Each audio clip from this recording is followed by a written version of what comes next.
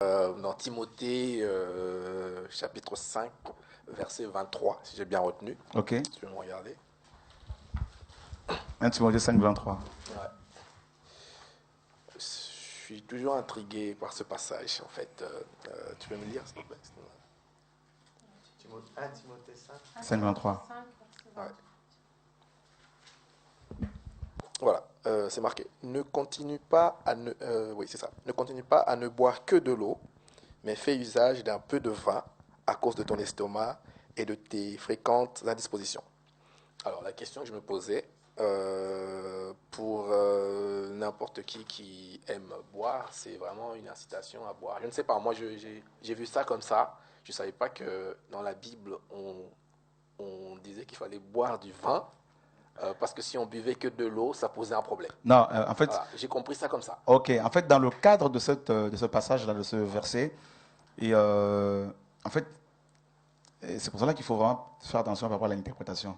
Déjà, cette épître n'était pas adressée à Chora, hein, primitivement, à Philippe, mais elle était adressée à Timothée, d'abord. Donc en fait, c'est comme ça qu'il faut voir les choses, quand on veut, si l'on veut bien interpréter la parole. Donc, à qui cette lettre était primitivement adressée? Donc d'abord, elle était adressée à Timothée. Or, toi et moi, nous n'avons pas de problème d'estomac. Tu vois? Donc Timothée avait des problèmes d'estomac et plusieurs indispositions. Et voilà pourquoi l'apôtre Paul va lui donner ce conseil de prendre un peu de vin pour, n'est-ce pas, se soigner.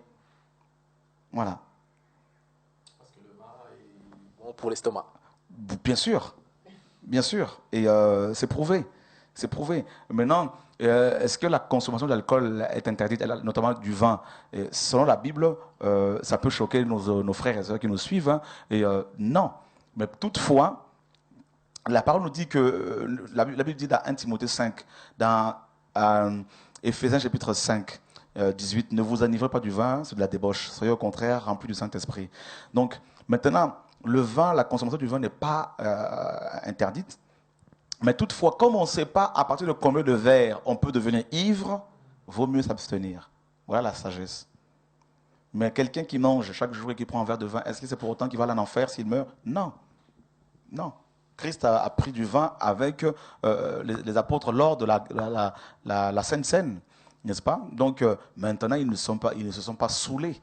Mais c'est vrai que les frères et sœurs qui nous suivent ce soir, n'allez pas dire que le frère Chora maintenant veut que nous devenions des alcoolos. Ce n'est pas ce que je suis en train de dire, frère, ne déformez pas mes propos, s'il vous plaît, parce que honnêtement, je dois faire très attention à chaque fois maintenant. Là. Donc, mais il ne faudrait pas non plus aller condamner les gens.